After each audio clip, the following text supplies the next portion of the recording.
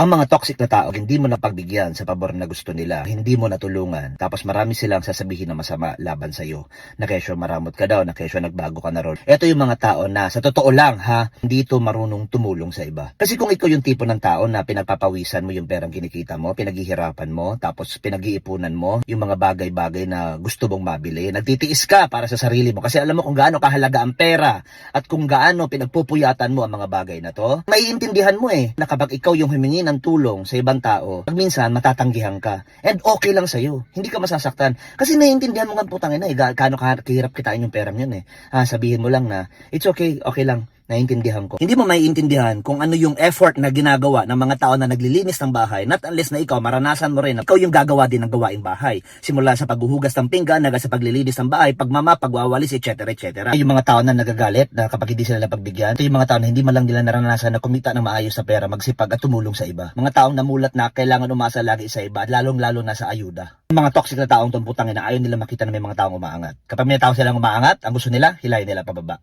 Ayaw nila na nakikita nila yung mga tao na nagtatagumpay na nagbumibili para sa pangsarili nila. Kasi ang gusto nila, yung mga taong pinagtagumpayan yung pera nila, pinaghirapan nila, itulong na lang sa kanila. Ayuda lagi ba ang gusto? Buti kung may mga naitulong at naiambag sila sa buhay mo. Wala naman. Kaya ipagpatuloy mo lang ang pagsisipag mo at pagpapasenso mo sa buhay mo. Kung may ka-stroke nila, di good.